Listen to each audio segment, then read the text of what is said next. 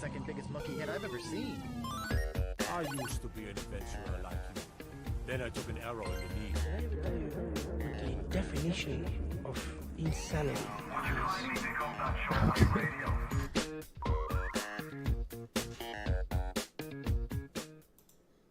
Hello and welcome to episode 25 of PvA Radio. I'm one of your hosts, Luke Croft, and joining me, as always, for the second time today, Cody Mellocline, freelance gaming journalist, real news journalist, Cody Mellocline. How are you doing, my friend? Just disappointed. Just so disappointed. Also joining us this week, conspiracy theorist, not newfound, because that was during the first recording. Now he's just an established conspiracy theorist, Larry Hunt. I now know that it's not a conspiracy if it's true. So if you're not watching live over here on twitch.tv/PVA Radio, like you should be every week here at 9, this is our second time recording this intro because I'm a big dummy who forgot to unmute my two friends here. I'm just glad we got like 2 minutes into the episode before I realized it rather than a solid like 20 to 30 minutes. Of all the things that ever happened in the Player 3 podcast, that was never one of them because we were all in the same room. Yeah. So, all There right. were weeks I wished I was muted. Me too. Oh, man. All right. This is PvA Radio. We get together every week. Each of us brings one of the biggest gaming news stories of the week to the table. Then we have an in-depth discussion about them. It's your collaborative audio feature article, your CAFA, if you will. And Larry, what do we do? What tell people to do with that? Tattoo it to your forehead. Oh my gosh. The more So aggressive. Larry like has the perfect setup to become a conspiracy YouTuber too. With Here, hold on, I got you. with his background here. Oh yeah, he's gonna turn his lights off here. Oh, you can also find us on YouTube.com. Just search for PvA Radio. Christ. It's so terrifying. Like you should start a spooky podcast with that setup. Yeah, he's ready to start a horror stream. I don't have a spooky voice though. Just yell a lot. Yeah. Boo. All right, guys. As I said, we're live over here on twitch.tv/PVA Radio every Monday at 9. You can listen to us on podcast services everywhere with our episodes going live every Tuesday. But now that we've got all that out of the way, let's go into what have you been playing. Cody, run us through the rigmarole again here. What have you been playing? I played Red Dead pretty much the whole weekend. I dove into Overwatch a little bit with you guys, I think, on Friday or Sunday last week. And we got our asses handed to us, so I didn't play it too much the rest of the weekend. But I was basically diving back into Red Dead, exploring that world, hunting some beasts, facing some fish. Is that like 888 apples and bananas? It's exactly like that. Just having a grand old time. As I said before, in a conversation no one heard. Except my part, which is really the only reason people tune in. Yeah, it's true. I might as well just mute myself now. I'm trying to check some things off the end of my game checklist, and so it's created a little bit more frustration with the game just because it's not meant to be played at that pace. But I'm still enjoying it. I'm actually going to probably do a replay through it and try to be a complete black hat as opposed to the nice guy I was the first time around. Because I know there are multiple endings and I know it affects how people respond to you. So I kind of want to play the way I wouldn't naturally play. So what you're saying is in your next playthrough, you're going to find a woman who has been tied to the back of a horse, save her, lead her to safety, only to kill her and rob her. No, I'm gonna tie her, hog tie her, and then throw her to an alligator in the bayou. Oh, okay, there we go. That's real cruelty, frontier justice. Getting very, very dark here. All right, Larry, what have you been playing? Just Overwatch. I don't know why, but I don't know if it's you been a can. rough couple weeks. I don't know if you can call anything that we did this week playing Overwatch. We turned Overwatch on. We queued into matches on Overwatch. I wouldn't call anything we did playing. We did a lot of quick play, but it was in the competitive playlist. Yeah, quick play that cost us SR. It's very... I don't know. Like, I feel like we have this conversation every week, but it's just this love-hate relationship with Overwatch, because when it goes really well, it feels really awesome. And then when it doesn't go well at all, it feels awful. Like, there's no middle ground in that game. And I've been playing a lot more on PC, just solo queuing into games, and which is a whole other bear, but it's just like the level of toxicity people have about, and I'm sure we'll talk about this here in a bit too with some of the topics we have coming forward, but we're moving forward. Like,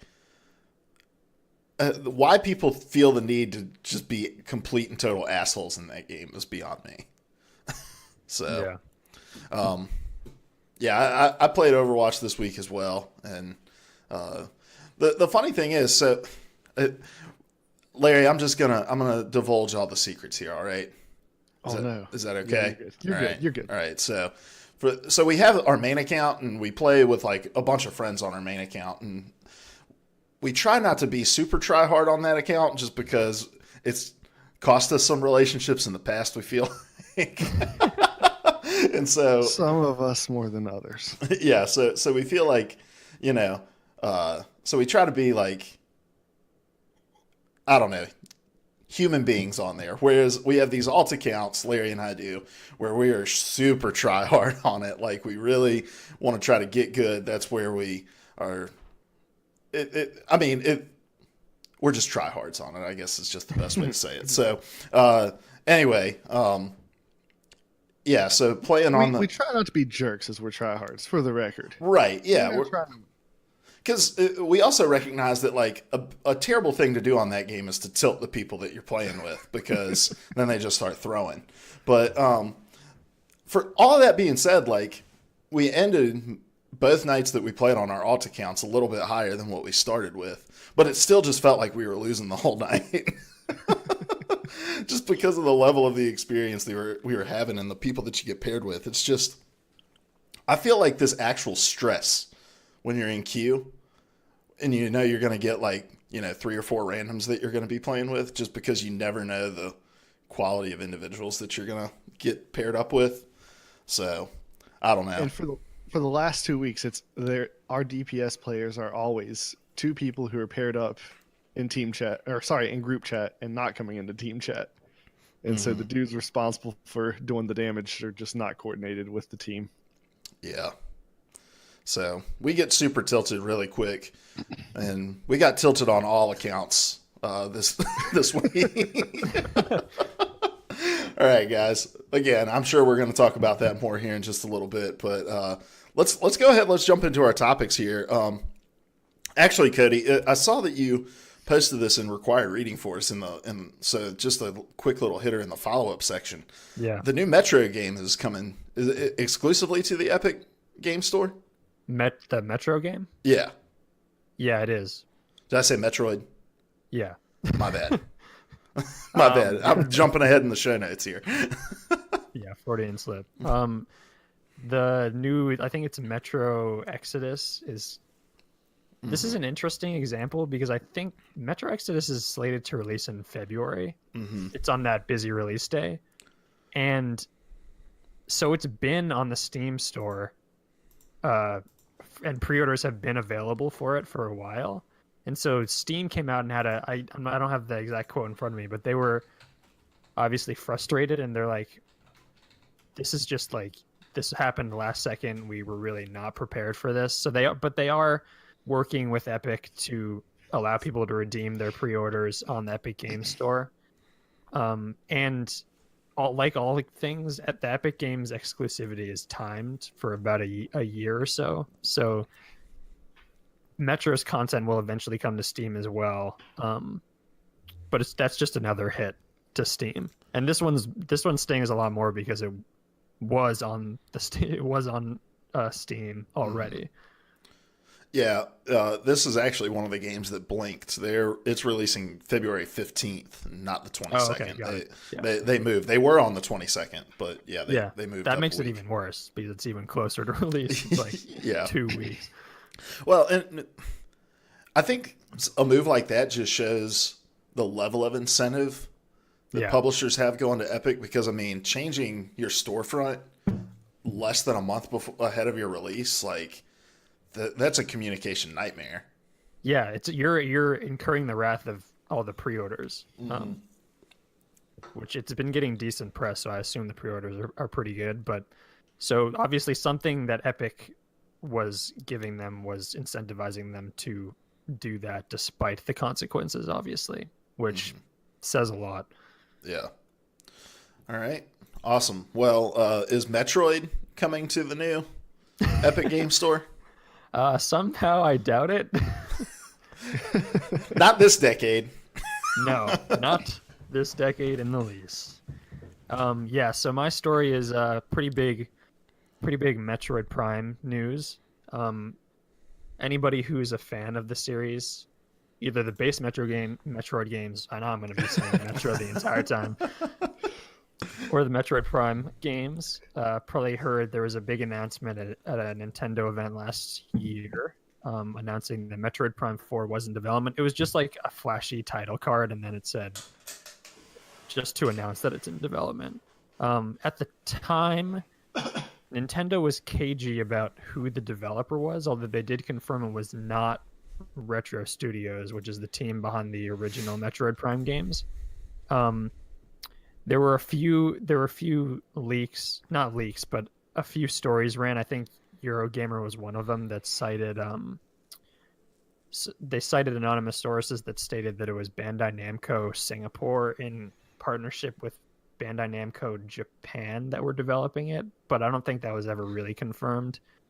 But regardless, the big news this week is that Metroid Prime 4 development was essentially reset. Like, it was scrapped, and it's being passed now over to Retro Studios, the team behind the original trilogy, with the producer of the original Metroid Prime, Kensuke Tanabe, at the helm. And so that means they were very upfront. It was in kind of like a 3-minute video, where they basically said, "Don't expect this anytime soon. We're basically restarting from scratch." And I don't think anyone is expecting Metroid Prime 4 anytime soon anyways, but this means that it's just going to take that much longer. And so I want to start off first by talking about the Nintendo's choice to air this in front of everybody. Nintendo is not a company that's known for its transparency. I think that's probably an understatement. Excuse you, have you not seen that Smash Brothers announcement that's still happening as they explain what every button in the game does? That's not even transparent. It's just like completely see-through. I'm sorry. Go ahead. No, it's all right. So I'm not only was this an unusual example of transparency, it was also an example of the audience like completely being receptive to it. Like, I didn't see much bad. There wasn't a whole lot of criticism from fans. I think a lot of people were happy it was going to Retro. They were sad to see that all the progress was scrapped, but other than that, they were pretty receptive. So why do you think Nintendo decided to take this approach with this particular announcement? Because it is a pretty major announcement. It's something they probably could have kept under wraps for a long time.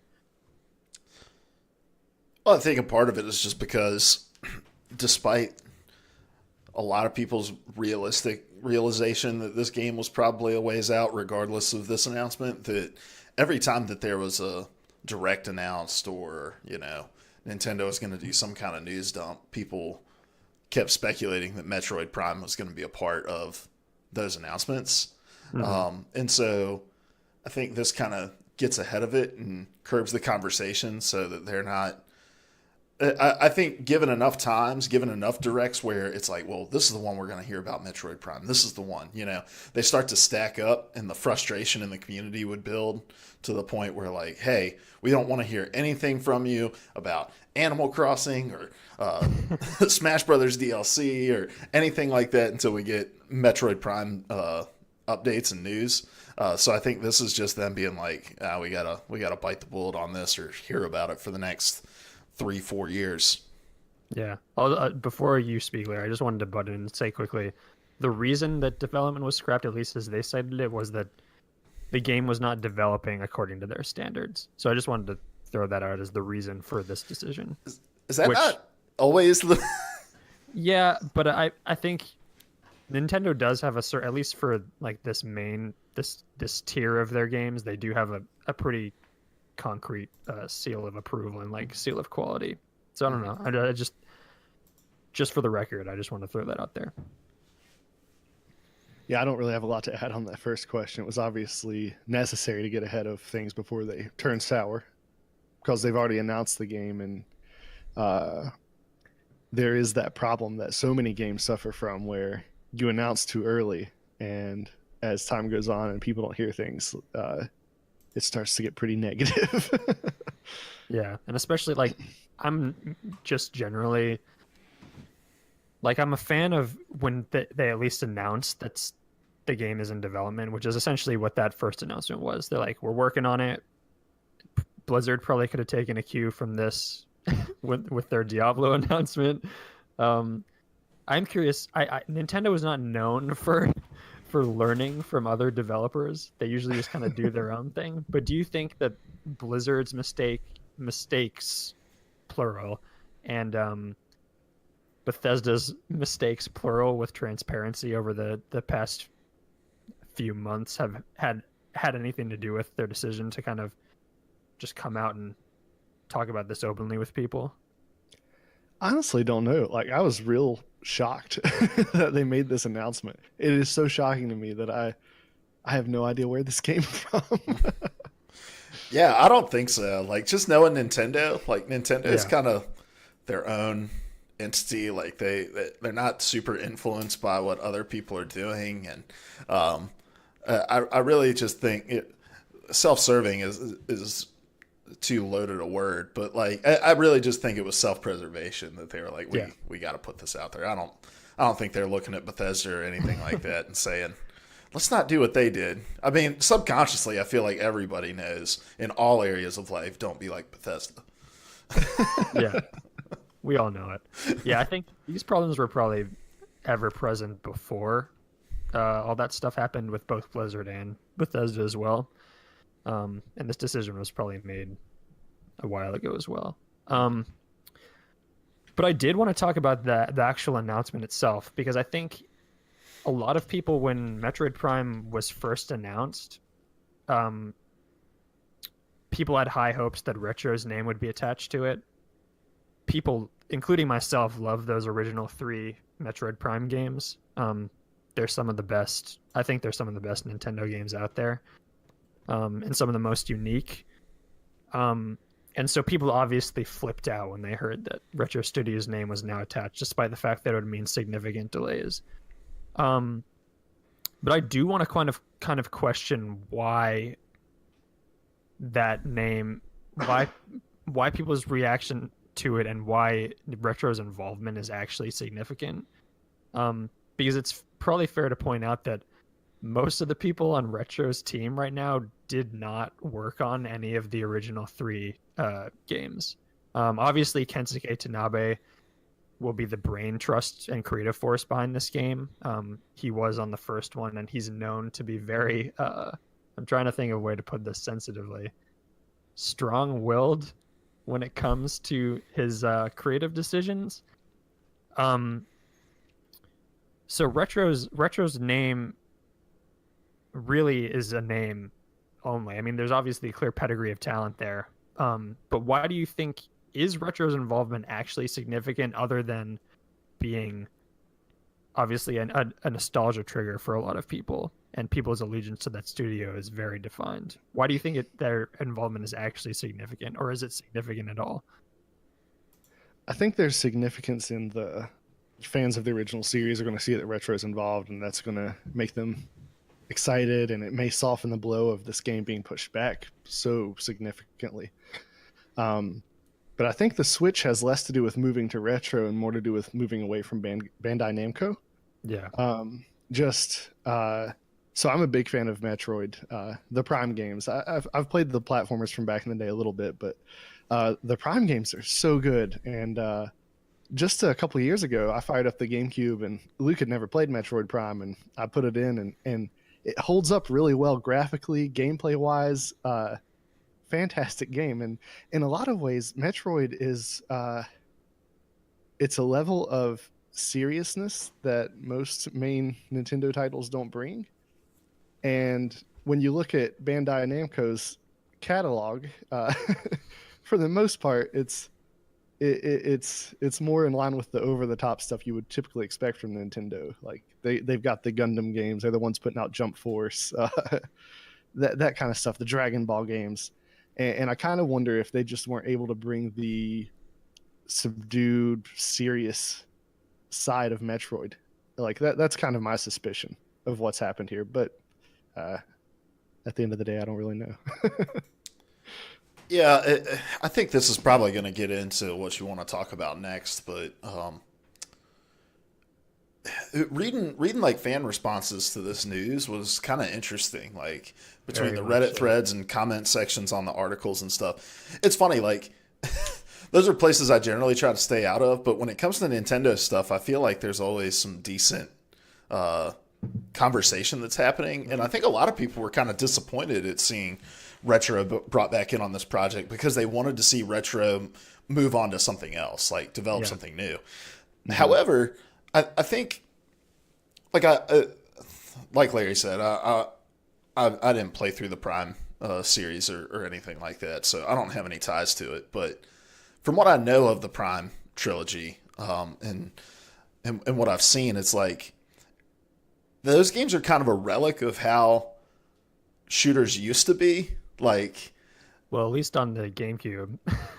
yeah, I just don't know. Like, I know, Cody, you were going to ask what a modern day Metroid would look like, and I think that maybe what happened going into this project was like, it was, hey, we want to create something that's super in line with those old Metroid Prime games, and then seeing it kind of fleshed out and live in action, it was just that. Oh, this doesn't work anymore. Like this kind of super linear approach to these shooters just doesn't work anymore. Like I can't really think of a modern day example of a game where that looks like old Metroid Prime games, right? And so maybe it was more of giving it back to Retro and saying like, reimagine this in a modern day. And since it's being done by Retro, like they have a lot more latitude to take those liberties, where if somebody else were to take that franchise and then take those liberties with that franchise, it would be seen as like a perversion of what the game used to be. So I think that this may not so much tie it back to the Retro legacy of the games that they used to make, but more give them the leeway and the name power behind it to say like, oh, they can take a step in the right direction and make something that appeals more to modern day conventions than the old series did. Yeah, I'm sort of reminded. I was thinking of something along the same lines. I started thinking about like if another studio had made the most recent God of War, what the response would have been. I think the objective qualities of the game probably would have shined through, but the narrative is completely different. The fact that it's Sony Santa Monica with Cory Barlog taking the reins, reimagining this franchise, like it's them kind of like bringing their baby maturing their baby and kind of allowing it to grow up. Whereas if it was a studio that had no connection to God of War, I don't know what that narrative would have been completely different.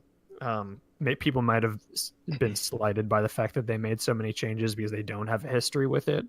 Kind of like you're saying, like Retro now has the latitude to kind of toy with it and modernize it in a way that other studios might not. So I do think there is a significance in that their name is attached, both for how that game will turn out and the ongoing narrative behind it. And I guess we should.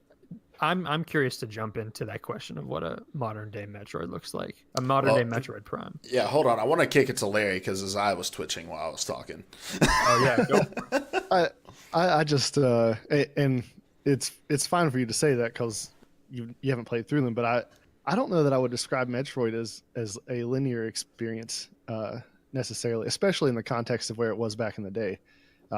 It was very much about exploring the world and figuring out where you needed to go, and it didn't hold your hand or push you in any particular direction, which could be frustrating at times actually. Yeah. But it was very much like the first Metroid Prime was. It just stands out to me. Just exploring this world with all these dead people and trying to figure out what happened here. Yeah, I'm sorry. I was going off of stuff I was reading as far as feedback goes. Of like as the series went on, it got a little more progressively linear. I'm sorry, I didn't mean to color the entire series as being that, because I know like the first one is really praised for its design.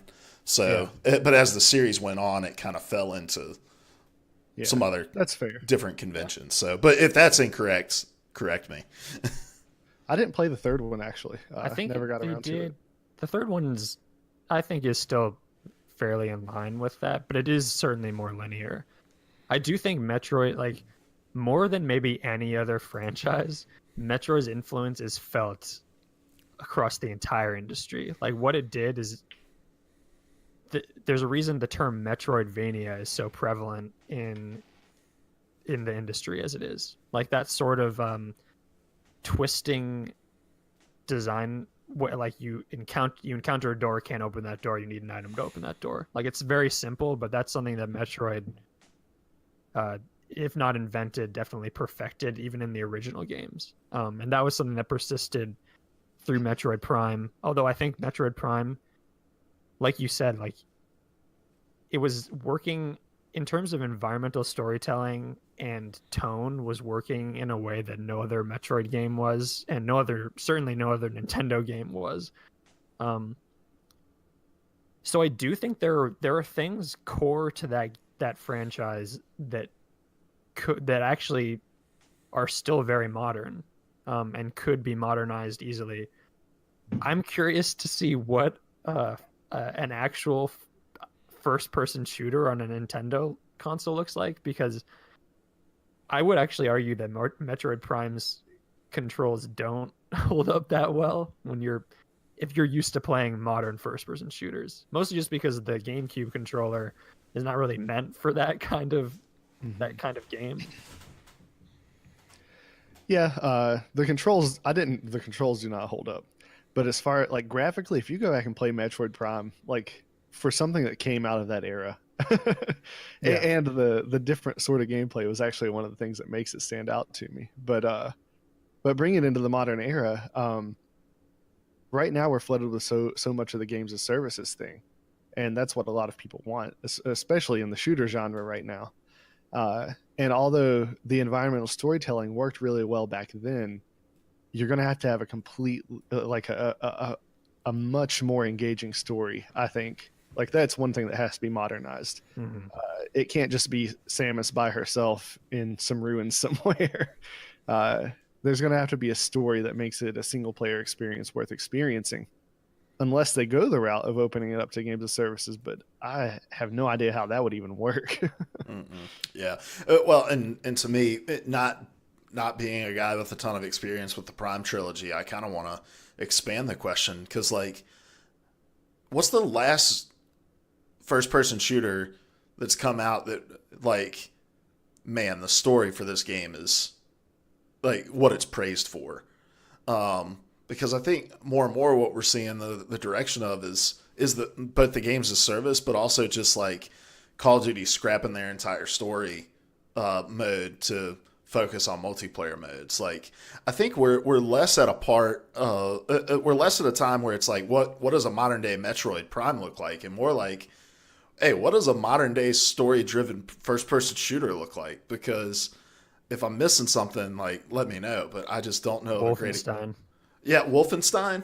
And Wolfenstein is a great example because it leans on really great world building, like, and great characters too. Yeah, so I think that's a good example. But outside of that, like, yeah, there's far more examples of games that are abandoning that than there are of ones that are leaning into it and doing it really well. So I'm curious to see if Nintendo like flips the entire convention on its head somehow and delivers something totally different. But I don't know. I don't see what a modern day first person shooter story driven looks like. Yeah, I don't think they would completely flip the script, just knowing how they've treated their franchises in the past. Mm-hmm. I am curious because not Retro's game or not the Prime series, but there have been Metroid games that try to tell a more concrete story and end up failing horribly. Like when you try to bring, in my opinion, it's kind of similar to the way Master Chief has been handled. I know Larry differs on this, but I think when you try to bring in a character from a first-person shooter that's largely either silent or that lacks a personality, if you try to wrench them out of the era from which they were created and bring them into this modern era, it's a little difficult. Again, Wolfenstein is kind of the exception to that. So I would be curious how they'd choose to tell their story. I actually would be interested in playing a Metroid game where it is just Samus, but where she actually does talk. Yeah. Like that's still one of my major flaws with the Zelda games. Mm-hmm. Yeah. Why am I not fucking talking when all this stuff is happening to me? Yeah, so I'm genuinely curious to see how, because I think the actual design of a Metroid Prime could be modernized relatively easily. Not easily, but like you can see where that would work. The narrative structure of it is a little bit more up in the air, and that's what I would be more interested in.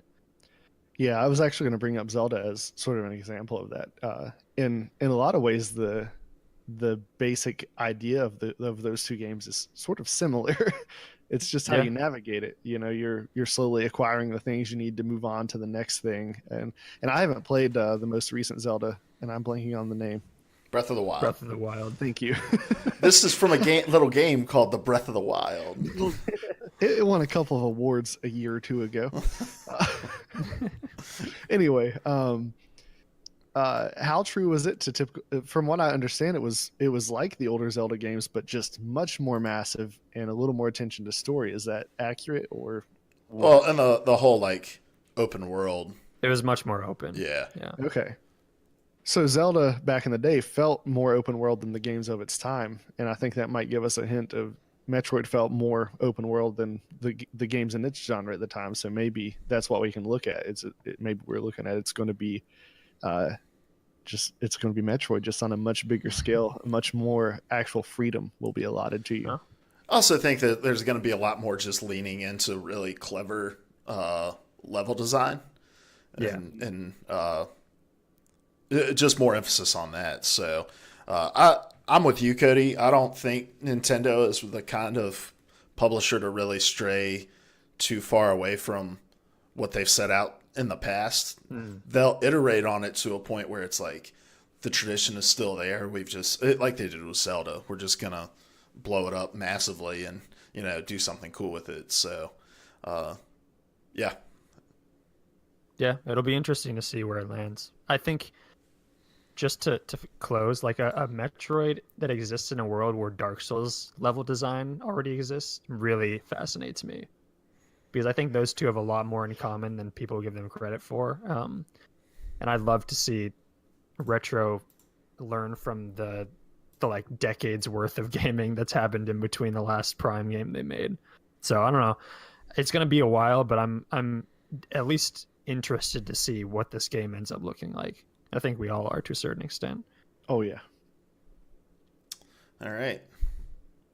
Let's move on to my topic. Talking about EA for the second week in a row, but in a totally different manner this week. So Anthem is coming out end of February. Guys, it's almost February. How crazy is that? That's nuts. They had a demo that they released last week. Call it by its correct name. I'm sorry. VIP demo. VIP demo, yes. yes. Those who pre-ordered the game, correct, were able to access this demo. Mm-hmm. And they were given a certain number of codes. And from what I understand, you had to... Saltiest Chuck is in the chat with us here. Hi, Salty. Anyway, so when players tried to access this demo, quote unquote, and we'll keep calling it the demo because number one is what they called it. Number two, it matters to what I want to talk about here. Servers ran into huge issues.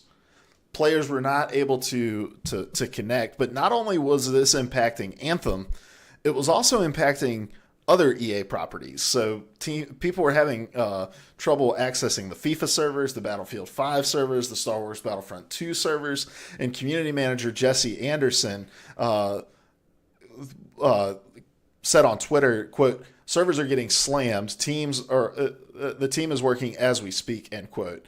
And then shortly after, EA said that they deployed more server capacity and that the network stuff was going to be able to ease was going to ease up. So my question, I guess first and foremost, is when are companies going to learn, like, when they create these things? Number one, they have to dedicate as many resources as humanly possible to being able to handle it, and number two, to be able to communicate properly, like, what these tests are. Because I feel like after a weekend like that, Anthem has kind of an uphill battle to climb, because they're always going to be painted in this corner of like, oh man, the servers were having issues during this demo. So I guess my question is, like, how can companies handle these things better? So, in an odd twist, I know I'm not allowed to talk about it anymore, but I'm going to break the rules. For the second week in a row, I'm going to say something positive about Fallout 76. The way they handled their beta, it was such a fun and creative way to really communicate what was actually happening. The break everything test application. Just communicating up front. The point of this thing is to see what's not going to work right, break it, so we know how to fix it. Now, you got to follow through with the fix it part, but on the front end, like, hey, that's how you got to communicate it. And who was it that called it a technical stress test? Or it was some big. There was another company that did that. It comes down to what you call it. And too many times people are going and expecting that they're just going to get a good taste of the game, and you'll get a taste of it, but you also have to go in with the expectation. Yeah, you also have to go in with the expectation that it might not actually work very well for you. Mm-hmm. Yeah, to me, this was less of an issue, although I will admit that. So the part where players couldn't access other EA games was definitely something new. Yeah.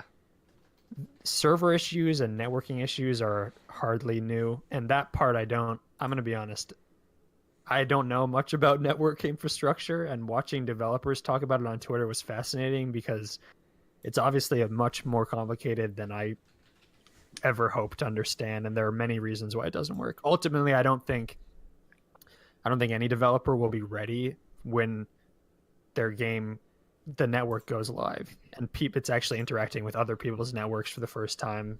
Problems are going to come out of that regardless of how prepared you are. But I do think the latter part of your question, Luke, is where I'm most interested, which is how developers label this, and probably more importantly, when they choose to do these things.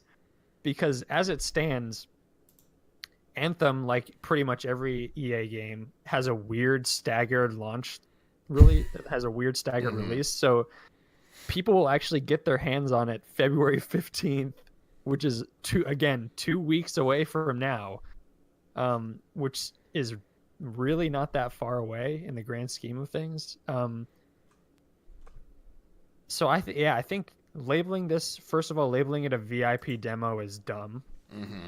That's probably pretty reductive, but it is a mistake on a number of levels. It's splintering your player base. It's making it sound like this is a fully packaged, ready to go demo of a game that couldn't possibly be that under any circumstances. This is a beta. I mean, it's not maybe beta. I think break everything test. What's the A stand for? Application. Application is. I love that terminology, because it is a beta is players are meant to get in there and break it, and then they respond to that and figure out how to get better from there. And ideally, you don't do that 2 weeks out from when your game releases. Yeah, I think the way they've labeled this and the way they've decided to communicate what it is to their audience was mishandled, which is disappointing, because I really want to give BioWare a shot on this, and I'm still interested to get in and try it out this upcoming weekend. But I'm not confident that I will actually be able to based off the results of this past weekend. Yeah, it's difficult because it's just like it's becoming a theme, right? On this show where I sit back and ponder, like, where's the person in these meetings who pumps the brakes on some of these decisions and is like, do we not have enough historical lessons from other companies doing these things to where... In our own company. In our own company, where we can approach these things and characterize them in a less of a marketing way and more of a realistic way of just like, look, people love betas. They love early access. They love getting in there. They love finding bugs and reporting bugs. And so I'm with you, Larry, as much as I'm disappointed I have to punish you for bringing up Fallout again. I understand. Fallout did it right. Like, hey, yeah, we want you to get in. We want you to try out the game and see what it's all about. But at the end of the day, this is a self-serving opening up of the servers to see if we can handle the capacity and make sure that all of our internal systems are working the way that they need to be working. And people respond fine to that. Like, and especially people who buy into the game early because they would rather the game be broken for the beta than for it to be broken at its launch. And so, but when you characterize this as this like VIP demo, this is the big thing. Come on, everybody get in. And everybody's like on social media asking for codes, and there's people giving away codes on Twitch and stuff for it. Like, you generate a level of hype around the game that when it ultimately ends up broken is going to harm the game. And I think of like The Division was like this when it came out. When its beta launched, and it did a little bit better job kind of expressing what the beta was. But that was at a time, I think, kind of a little earlier on where people still had that expectation that a beta was kind of a demo, you know? Because like I remember the original Destiny's beta, and it like went off without a hitch pretty much. It was like super smooth, and that was what people just expected. Like, oh, it's only a couple weeks out from launch. When it comes out, it's going to be representative of the final product. And it's like, that's not what this is. And so I just think like there's a lot of people with reservations about Anthem already. I don't feel like it's generated quite the amount of buzz that it did when it first got launched. I think their kind of like guardedness with information about the game over the last year and a half has been a disservice to them. And so the last thing they could afford was to have a beta like this or a VIP demo where, hey, this is how our very important people are completely locked out. But yeah, I'm with you too, Cody. Like, I can honestly say I can't think of another time where a demo impacted publishers' other properties. Like, yeah, that's so bizarre. That's new. And this is the thing that doesn't make sense, right? So, and look, I'm not a computer scientist or anything like that. All right? None of us are. If you could see him setting up this stream every week before we start it, you'd know that. Exactly. Or if you could see me starting the podcast and realizing that I've only unmuted one person's mic and we've gotten 10 minutes in and have to restart. Not that I could do better. My point being, like, there's a finite number of codes that exist, right? They know that this many people pre-ordered, they get this many codes, we can multiply that out, and we can kind of extrapolate out from there because we know what launch day numbers look like the number of pre-orders that happen. This is the percentage of people that are going to get on. There's some math that can be done, right? Some data analysis by people that are smarter than me to know, like, these are the resources we're going to need in order to handle the just onslaught of users trying to log onto our servers at any given time. Why is that infrastructure not in place when they flip the switch to push this thing to go live?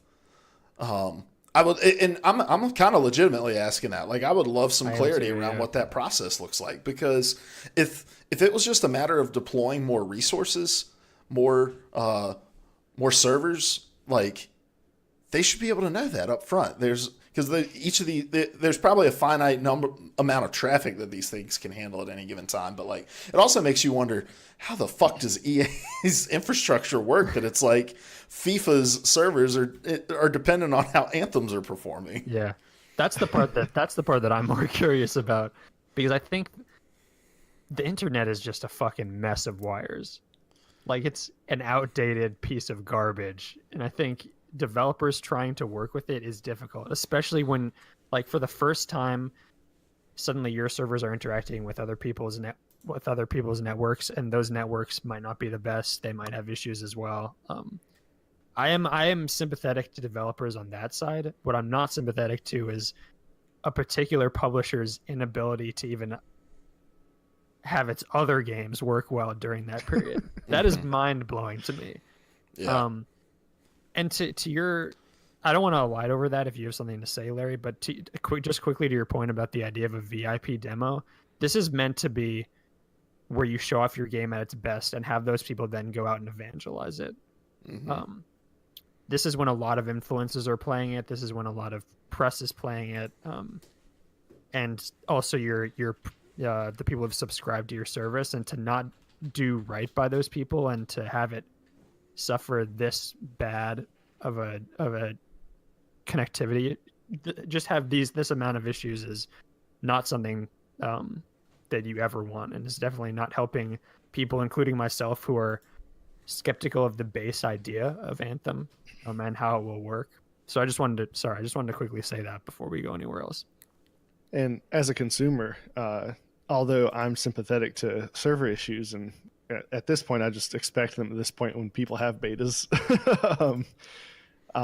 Or launch a full product. Yes, well, that's what I'm getting at. Although I'm sympathetic to that, as a consumer, when I see this happen at beta, automatically this game goes on the list of, I'm not picking that up at launch. I'll wait till they get everything ironed out. Like, I have no confidence that this will be any better at launch. Whether that's fair or not, that's where this kind of thing puts me. And we'll see if it fares any better this weekend for the actual open beta when there are even more people playing it. Yeah, and for clarity's sake, I think the reason it was impacting across different games is because I think it was impacting the Origin login. You know how like Ubisoft has their universal login for their stuff. EA has the same thing, so I think it may have been impacting that. But still, it's just like how you haven't set up some kind of like oh man. So salty as Chuck. In the chat here, you trapped him. You trapped him. Yeah, hold on. I don't know how to give him permission, so I'll wait till I'm done with my point to give him permission. But Salty as Chuck's here in the chat, and he asked us about something. I said, "Hey, can you find me a link?" And he dropped it in the chat, and Moobot just destroyed everything he's ever said on Twitch ever. Also, Moobot thinks that Cody's topic is the Assassin's Creed DLC controversy. It's nice. Going crazy. So I'll Moobot is off the rails. All right, I modded Salty as Chuck so he can share links. Salty as Chuck is an old friend of the Player 3 podcast, so and the power goes straight to his head. So you're all getting banned. I'm banned already.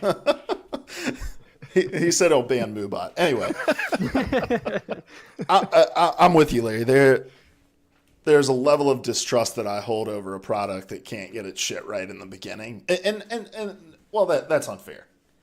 I think if these were just like minor issues, minor hiccups, hey, you know, some people are experiencing some difficulty getting in, like, you expect that level, right? You don't expect fucking cataclysmic, you can't log on to Madden NFL 1998 now because this game crashed our servers. Like, Luke, I don't think this is what kept you from logging into Madden 1998. It's the fact that my computer won't accept a Sega Genesis cartridge. I think you're just shoving Ethernet cables into the back of your console. From what Cody just told me about the internet, all I need is a ball of wires and I can connect to online. It's a series of tubes. Listen. Cody's like, I poop into the internet every day. Isn't that how you start it? All right, this conversation is devolving. We've derailed it. But we're leading into a point here. So Larry, you've expressed that like the performance of a beta can get you to decide on a game or not. Are there any like real world cases where you played a beta for something, and either its performance or just the beta in general, something within its structure changed your opinion of whether or not you were going to pick up a game? So it can change my opinion in terms of whether I'm picking up day one or not. I don't know that I've ever like had a beta keep me from buying the game altogether directly, but sometimes that delay from buying it day one snowballs into I just never get around to picking it up. And the one that comes to mind the most is, I forget which battlefield it was, but there was one where in the beta, like people were just constantly falling through the map. All of them. And that may explain why I've never purchased a Battlefield game. Yeah, that was probably 3. Yeah. But that's really the clearest example for me. All right. Cody? I'm trying to think. Yeah, I don't think it's ever stopped me from buying a game. It's definitely given me pause. Destiny, I mean, I bought Destiny. Destiny's beta was pretty good. The thing is, like, if it's labeled a beta, then I know what to expect, that it's going to be busted in some way.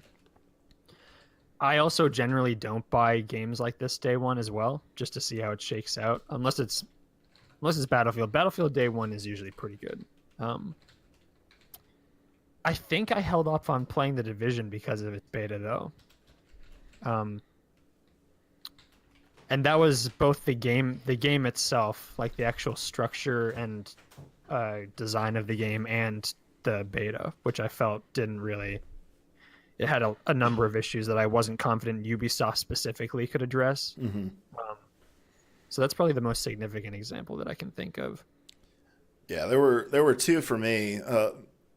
One was For Honor, and it was just because I thought I would like For Honor, and I didn't end up liking it. It had nothing to do with the performance. It was just like it really served as a demo for me to realize that I didn't like the gameplay. Also, Prevail Oak and 2 Cozy. Welcome to the stream. And then the second one being Rainbow Six Siege, because the beta was just completely and utterly broken on launch. And I keep trying to remember playing the beta, and I think the reason I can't didn't. is because all I did was get into the menus. Exactly. We didn't. We didn't. We got into the connect to server screen, tried to, and it didn't let us. And in fact, I think that's how it was when the game launched too. Didn't the game launch in a broken state too? So, in Rainbow Six Siege, I mean, look at my obsession with Overwatch.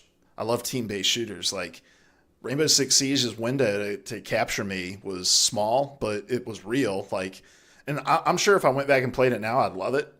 But You would. Number one, I can't afford to get addicted to another game. Yeah.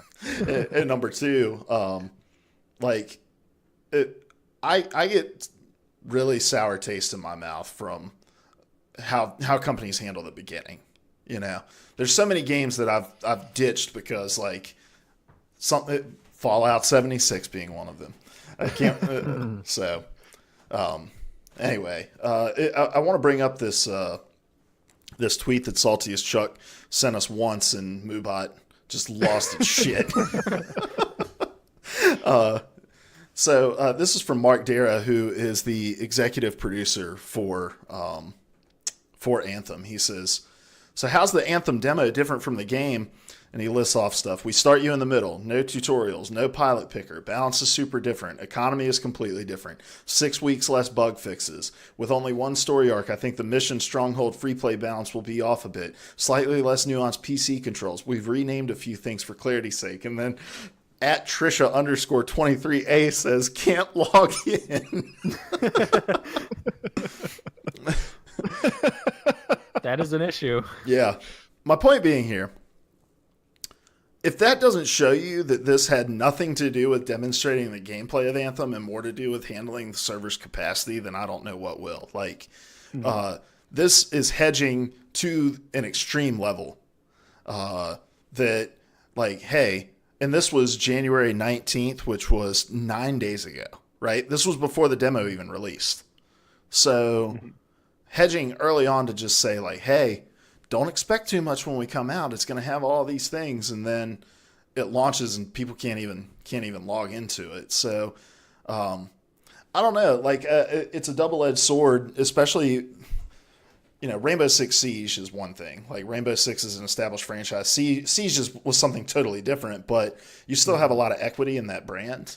Whereas Anthem is like, look, this is your first impression of this game, and for you to not have it right to the point where you're a week out from the launch of this thing and you're having a hedge, like, I don't know, man. Like, I think it'd be better just to not do it. Or do it farther in advance. Yeah. Which is probably what they should have done. And so, I mean, to his credit, Mark Dara was pretty straightforward about what to expect. But whoever's responsible for calling it the VIP experience or whatever, not so much. That sounds like an EA move. Yeah, I was going to say that is probably the difference between. I'm sure that BioWare was like, hey, we just want to call this thing a beta. Yeah. EA was like, no, we got to call it the Super Wolf Blood Moon. And then they bargained them down to VIP. Yeah. So. Super Blood Wolf Moon Total Eclipse of the Heart. All right, guys. Let's move on. Oh, well, hold on. Sawtooth Chuck says, I feel like that's probably handled by the PR for Origin's launcher than Anthem or EA, honestly. Well, EA and Origin are like one and the same, so...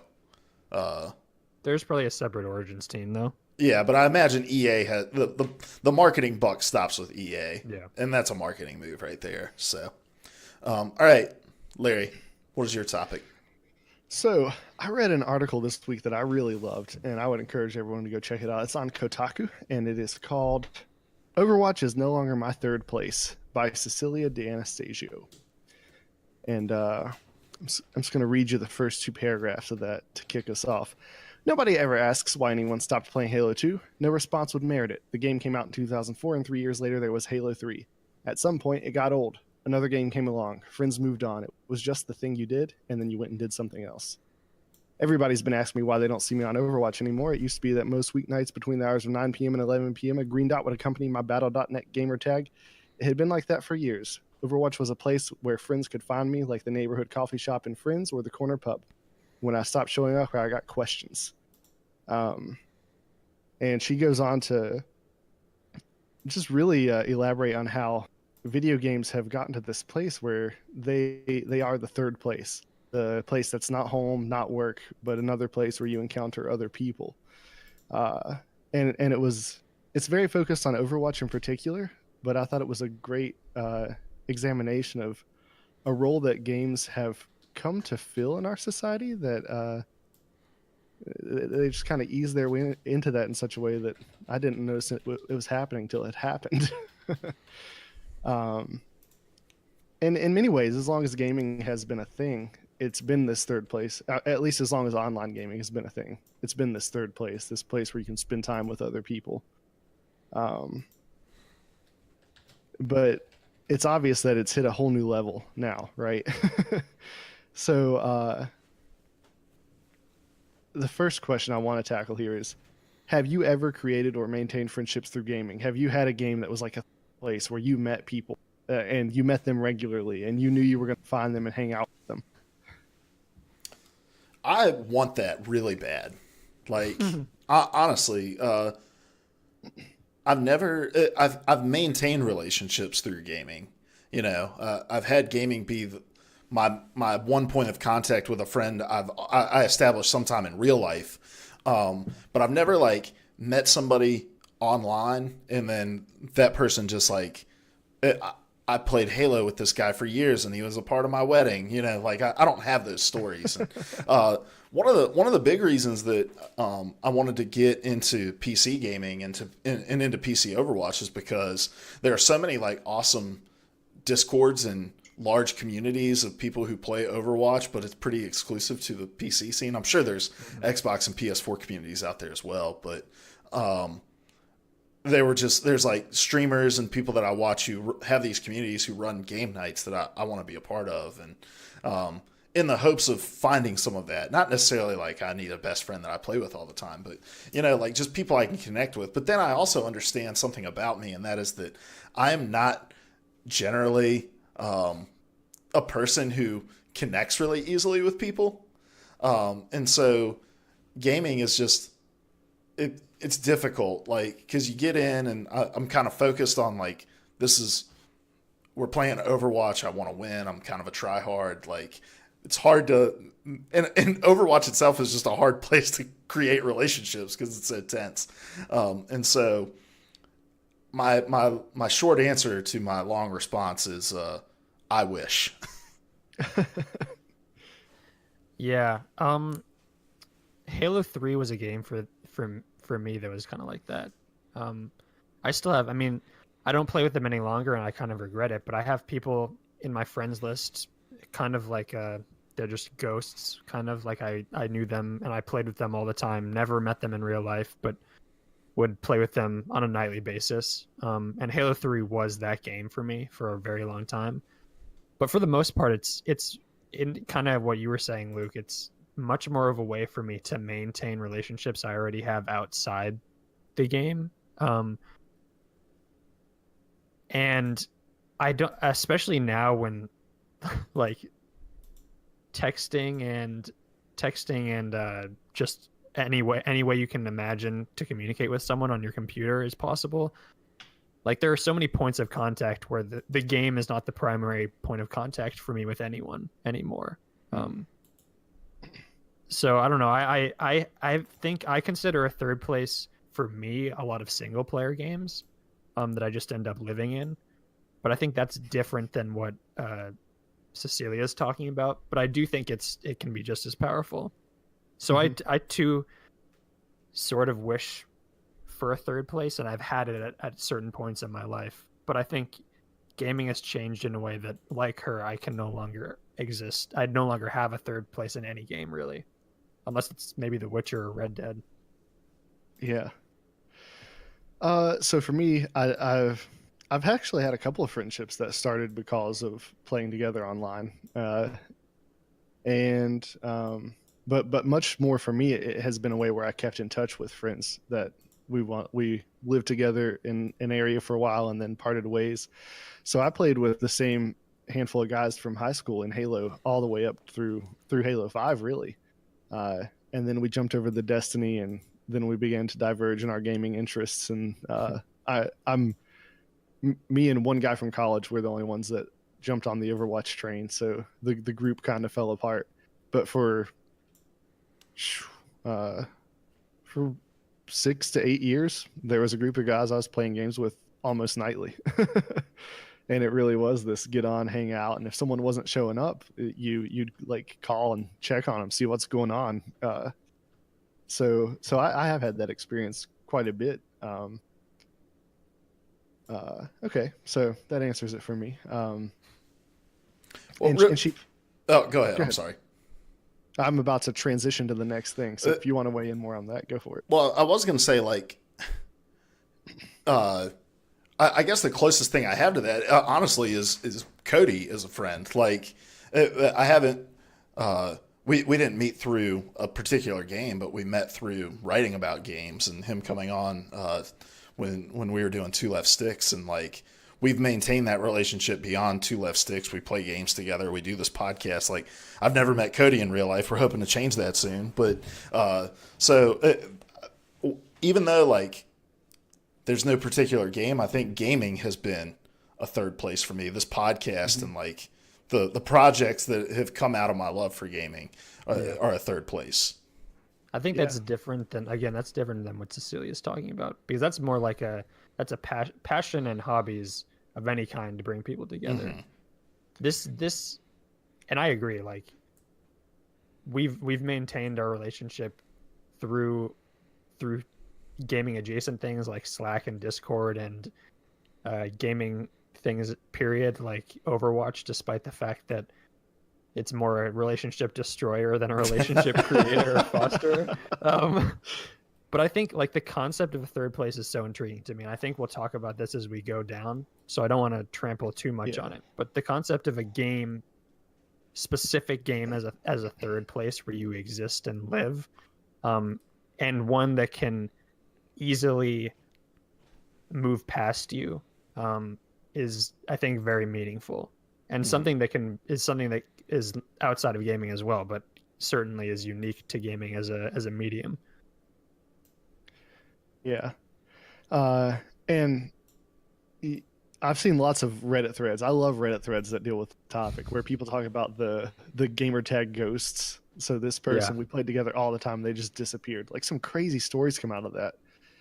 Like one guy, he talked about playing with someone, I forget what country he lived in. It was one of the Arab Spring countries though. And this guy, they played together for years, and he sent him a message, things are getting scary, don't know when I'll be on again. And the guy never showed up again. Like there are all these like crazy, you jump in those threads and it gets surprisingly emotional for people that never physically met. And it's just a testament to how real relationships can be cultivated in spaces that are not in many ways real. Well, I'm not I've had very few people that I've just like added out of the blue, like from playing, but I'll be over at Larry's house and he'll be on his Xbox and it'll be like, so-and-so's online. I'm like, who's that? And he's like, I think I played Halo 3 with him back in the day. And I'm like, I have so many friends like that. yeah, I don't connect with that at all. There's some vague ones, but there's some, if they were to jump on, because they were to be like, oh, this is so-and-so, they pulled off this crazy play this one time, and that's why they're on my friends list. But yeah, she goes on to talk about how these in recent years these games have gotten to a place where they it's become more realistic as far as the third place goes. So what changes in online gaming have taken place that make it more like a real life third place? Whereas before you were kind of just hanging out in nondescript lobbies. What's different now? It seems like people are engaging this more. Does that make sense? You both look confused. No, I get it. I think part of it is, so her referencing moving from Halo 2 to Halo 3 is, I think, the key to this, at least for me. The player base just migrated, and then you could pick up, that a new Halo game would come out in a few years. But it wasn't a live service game like we have now, where it is a thing that evolves and changes over time and exists for a very long time, like a real place. I think that's, for me, the biggest difference. And the way that these online third places are becoming more like real places, in that they just exist. People don't really move on. And the place adapts and changes based on how people interact with it, how the developer then responds to how people interact with it. And it's a dynamic living organism. And that's just very different than either Halo 2 or Halo 3, other than when they released DLC and you had to get used to that. So it's very, for me, like I haven't played Siege in a long time, and even probably a few months, but even for me, that's a long time to be away from a game that is constantly changing, and for a game to be able to move past me, it's just, we're two ships passing in the night. It's kind of, that's very much like a real place, to not really recognize it when you come back to it after being away for a few months. Yeah. I think another thing is just that the communities exist outside of the game, and so you have these ways of just constantly being connected to it, even if you aren't in front of your screen playing it, And as a guy who is like, Overwatch is my third place now. Like I play. I calculated it. I have over 600 hours across all my accounts in Overwatch now, and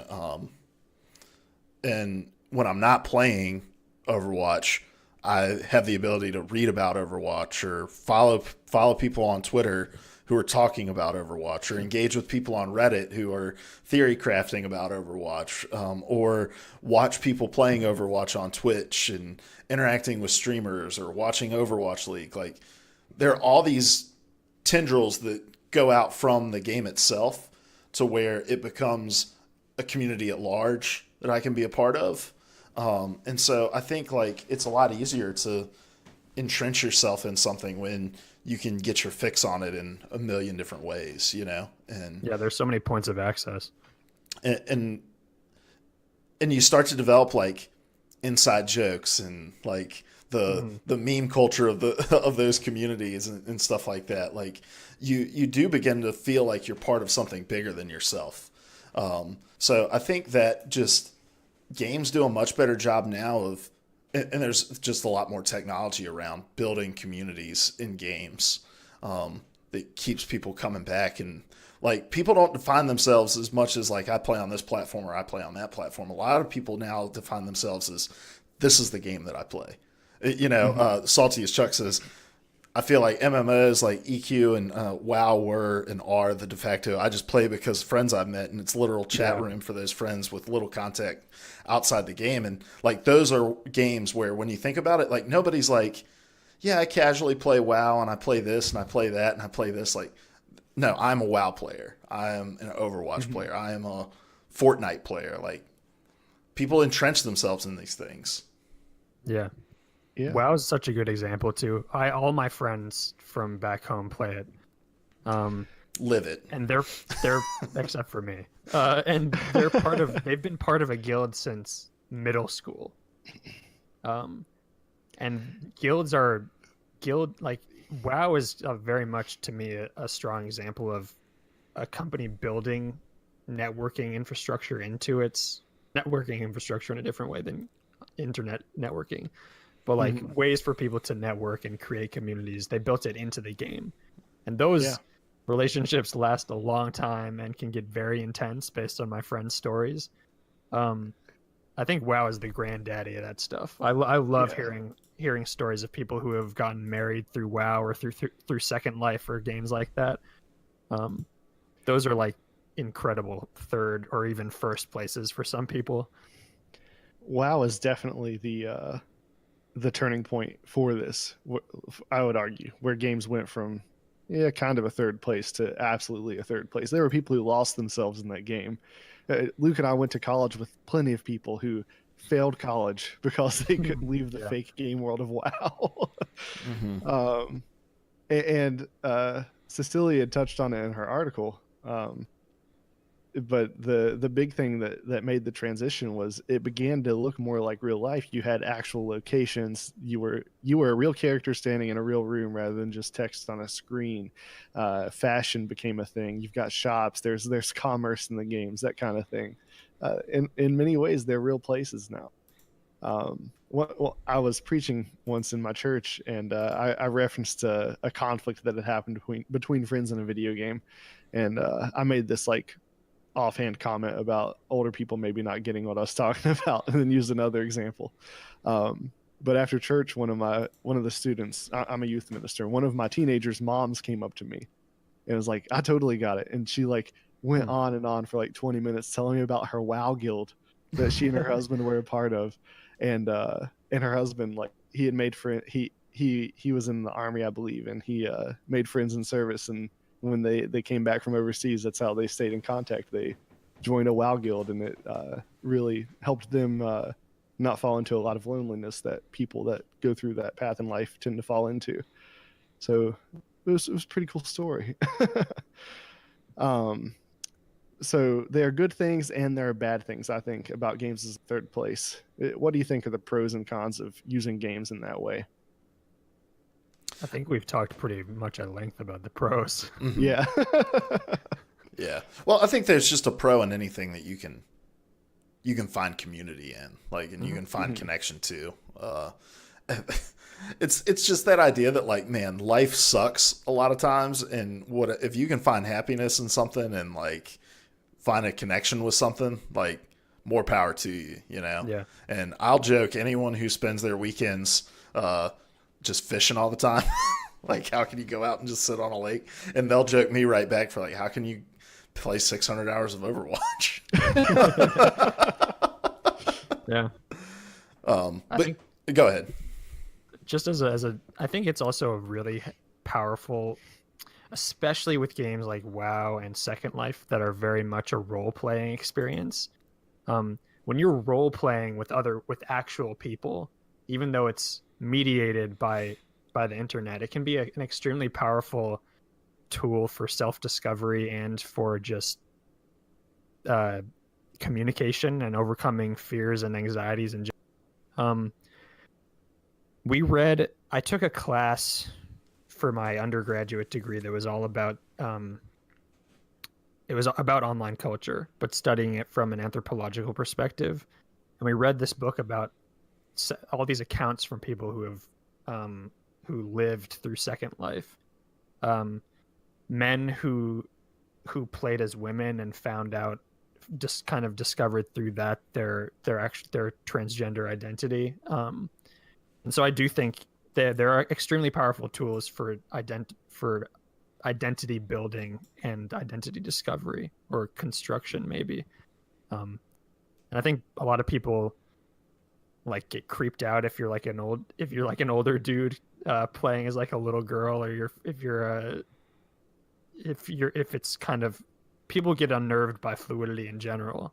But I do think that's one of the most surprising things to me about these games.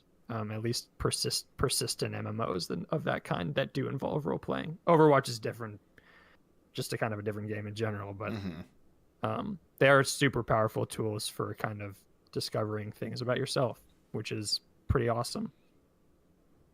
Yeah. I think as far as cons go, like,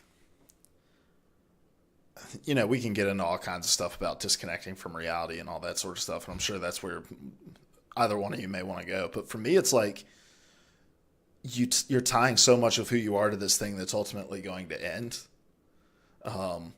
Like, I think about, you know, the narrative around Overwatch right now. It's like, this game is dying, and it's mostly people just being melodramatic and not liking goats. I mean, that's been the narrative since the game launched. So. Yeah. Coming from the guy who played the beta and was like, it's a cool game, I just don't know if it's got legs. My hot takes are terrible, by the way, if this is your first time listening to the show. That's what makes them hot. But there is a part of me that's like, man, I really love the Overwatch League, but it's not like the NBA, you know? Like, you can love the NBA and you know pretty certainly it's going to still be here in like 30 years because it's been here forever. Whereas, like, you can invest so much in these communities, and then it's like, well, I guess the Master Chief Collection is still a thing, and like there's still community to be found there, but like Halo 3, you know, was this major thing, and now Halo's not as major a thing anymore. Like, it still has this really invested community in it, but it's not this like massive like point in gaming culture anymore. Like, and maybe the new one's gonna change that or whatever. But like, Halo 3 was this almost, and maybe it's just because I connect with it so personally. Like, Halo 3 was kind of the thing that showed me that you can maintain relationships in this space. Like, you can have relationships in this space, and to look back on it now, and I look back on Halo with nostalgia, and it's because I don't presently feel that connection with it anymore. It's something that's passed. And so I think that it's that games are kind of transient, and they're here today, gone tomorrow. And if you tie your identity too tightly to one of them, you're fully dependent on whether or not a publisher keeps it up, right? Like, and Yeah. keeps the content going. Yeah, that's what I was going to mention. If Blizzard just all of a sudden decide to turn off its servers for WoW tomorrow, those guilds are gone. I mean, I do think we underestimate how powerful those ties are, because I do think they persist outside the game if they're strong enough and have been maintained long enough. But yeah, games are entirely dependent on a developer or a publisher continuing to support the game and continuing to support the servers, like investing in enough to keep them up. I also think like the standard stuff that comes with communicating online, like anonymity, can be extremely dangerous. And so just as easily as you can find a great person and establish a relationship online, toxicity can creep in. Terrible people like in the real world can exist in your third place, and sort of ruin it for you, but hide behind the guise of a mask, which is, I mean, that's been a thing since the internet was, when the series of tubes first started linking up. Yeah. The two big cons for me, one is the disconnecting from reality, but that one is a very personal one for me, because So as a teenager, I was the most awkward middle schooler imaginable. I wasn't very good at very many things in real life, but I was really good at games. And when life was hard, games were a place I could escape to. And when I went off to college, it was still like something I would do to like. It's fun to play games to blow off steam, but you can take that to excess. And I wound up on academic probation one semester primarily because I was just playing video games with people all the time. Not just games. Anytime anyone wanted to do anything from dorms, I was like, yes, let's do it. And I'll pull you, and you into it as well. We can all fail together. But games were the big one. And I had to eventually come to this realization that I was really good at doing things that didn't actually matter in worlds that didn't actually exist. And it was detracting from my ability to actually accomplish things of real value in the real world. And I think you got to find that balance, because you can spend entirely too much time in these fake worlds and squander your potential to do something of value that could actually last, that could actually make a difference. So that's the one con to using a games as a third place, I think. And then the other con is I still don't think that online through a screen interaction can replace face-to-face interaction. I think it can be a good thing in your life. I think it's better than no interaction, but I still don't think it quite makes up for being with a real person. And I think that's an increasing threat among millennials. The millennials are less capable of face-to-face socializing than previous generations. I'm not aware of any research on the next generation, Gen Z or whatever. So I don't know if that trend is continuing, but I'd be shocked if it's not.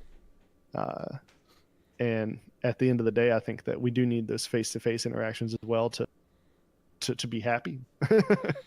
And I think these relationships in third places can add to that, but I don't think they can totally replace that. Mm-hmm. All right. So we're running long tonight, so I'll just go ahead and wrap my topic up. I want to read a little bit from the end of this Kotaku article. Let's see. She begins discussing the changes that have come to the game over the years and ends by saying, "This, in theory, is good. Overwatch stays interesting when it changes, as does the community. It's good for investors. It's good for new players. It's good for esports. Lately, I've learned that there's a balancing act that must take place between newness and oldness. If games are to be both places and continuously appealing commodities, there will always be the risk that, at some point, they will become too molten to call home." And that really resonated with me. And that's not really any different from real life third places. There was a little bakery here in town that served really good coffee, and eventually they stopped serving really good coffee, but they still served good espresso. And eventually they shut that down to become a pub. And at the end of the day, that's going to be better for their business with where they're at. And they excitedly invited me to be a part of that. I established a relationship with staff there. But I'm a nearly 30-year-old guy with a couple of kids, and a pub is not as appealing to a dude whose free time is on the way between dropping the kids off at daycare and heading into work. So you don't want to grab a beer at 9 a.m. Grab them for the kids. Get them in early. So that's no longer my third place. And games are going to do that as well. And I was thinking about this the whole time you were talking about if you invest too much into one place, eventually you might wake up one day and it's gone. Mm-hmm. But Cody has also got a valid point. You may establish relationships that transcend that and last beyond as well. Yeah. Maybe they'll go with you to your new third place. Yeah. It's about defining that through the relationships and not through the medium itself, Mm-hmm. like allowing those things to move beyond it. So, all right, guys, great talk. Let's move on. All right. To our game. Kind of a weird transition here. We came out of this real serious topic, and now we're going to go play this game. But this is a two truths and a lie gaming edition. All right. So the way this works, I've got 3 facts here about a random game that you guys may or may not have heard of. 2 of these 3 statements are true. one is false. You must tell me which one is false. Here's the score. I'm up 1-0 because you guys did not guess the correct answer last week. All right, you ready for this week's game? As ready as I can be. Chocobo Racing. You guys familiar? Oh, Chocobo? Chocobo, sorry. Chocobo Racing. Fantasy. Yeah. All right. I've heard of it. I've never played it. All right. So this is Chocobo Racing is that how you say it? Chocobo? Chocobo. Chocobo. All right. I'm not a Final Fantasy guy. I play Overwatch. Is this an Overwatch character? Maybe it will be. Chocobo.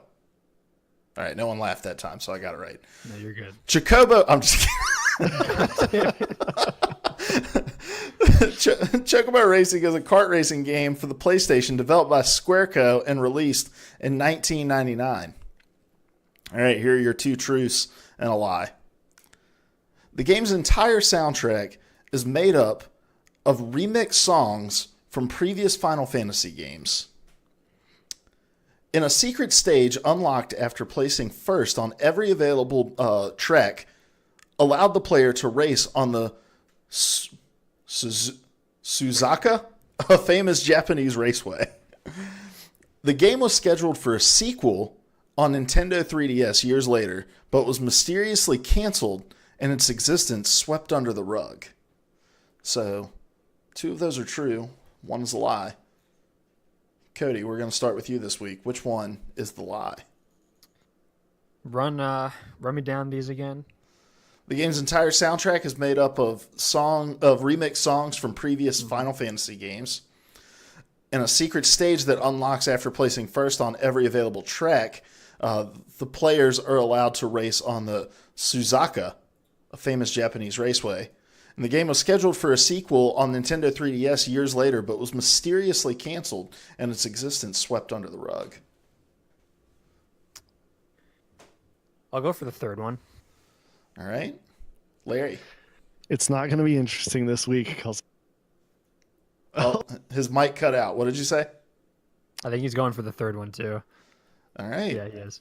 And it looks like I will be going up 2-0. Was it number 2? Yeah, you can't write. I think it's the Suzuki or Suzuki Raceway. Suzuki. That sounds like something Square would do. That's the thing. Yeah, that's a real racetrack. I was like, how cool would it be if you had this really like? So this game was designed to compete with like, Mario Kart, Sonic Racer, Crash Team Race, like all those kart racers at the time. So it's super cartoony, but I was like, man, it'd be awesome if at the end of the game they were like, we're going to put in this real life track. I'm so good at this game. All right. We all knew that the first one was right. Yeah, After we knew that the Chakabas were from Final Fantasy. So, Salty as Chuck says, Mario Kart was already there. It doesn't make sense. Oh, the racing was on 3D. Mario Kart Racing was on 3DS. That's why they didn't release it. So, who knows? They probably were like, wait a minute. We got a 4.4 from IGN for the original. Why are we making a sequel? All right, guys. Who are you? Where can we find you? And what are you going to be tweeting about this week? Oh, Larry, let's start with you. Oh, yeah, sorry. I'm Larry. You can find me on... I'll be tweeting about the conspiracies. For the audio listeners, he just turned off his light. And he's looking very crazed as his screen dims. All right, Cody. I'm not turning it back on. I'm Cody. You can find me on Twitter at ProElectioneer. I'm probably not going to be tweeting that much this week, but I'm going to be tweeting much ever. I'm busy, man, at work. Oh, Only I'm time I ever busy. I tweet- got a job. I'm the one person on the planet who has a job. Fuck you. Nobody who tweets has a job. I do tweet. It's just on my company's Twitter account. From what I see on Twitter, it's exclusively journalists. Yeah, it's true. Yeah, it's true. Look, man, your presence online has to go beyond your outlet, all right? That's where your value lies. Thanks, Dad. Hey, man, just saying. Your value lies in your I've been presence. meaning to tweet more. I do want to tweet a bunch about Kingdom Hearts 3 because I have some thoughts about that game. I still though think I'm- it might get delayed. I love that he's kept the lights off. I'm not gonna play that game, but I have thoughts about it. Let me tell you about this conspiracy. Kingdom Hearts 3, big delay coming. I've seen pictures with people in their hands. I'm still not convinced it's coming out. Salty as Chuck says, I'm Salty as Chuck. You can find me at Salty as Chuck on Twitch. I think he means Twitter. He says on Twitch. No, he means on Twitch. Oh, does he? Okay. He says, I don't maybe really not. tweet, but when I do, it's replies to Luke Croft. So, Okay, it is Twitter. It is Twitter. and I am Luke Croft. You can find me on Twitter at Hoagie_OW. Guys, literally, Overwatch is not just my third place. It's also my second and first. All right. I am married to Tracer. That's awkward. Yeah. All right. This is PvA Radio. Don't tell my wife. This is PvA Radio. You can find us over on twitch.tv/PvA Radio live every Monday at 9 p.m. Eastern Time. You can also listen to us on podcast services everywhere. Just search PvA Radio. Leave us a review. And then we're also on YouTube. Just search PvA Radio. Those episodes go up on Tuesday mornings. Larry's smiling, and I keep thinking, have I been saying Player 3 podcast this whole time? Or is it just because he's playing in the dark? Oh, no. When you said you're married to Tracer, Salty as Chuck said, that's why she learned the rewind time. Boom. Got him! This is PvA Radio, your collaborative audio feature article, your Catholic Cody. What do we ask them to do? Get them tattooed on their bodies somewhere. All right. Until My next audio week. cut out, I'm sorry. Until next What an week. awkward ending. We love you guys. Goodbye. Why, that's the second biggest monkey head I've ever seen. I used to be an adventurer like you. Then I took an arrow in the knee. The definition of insanity.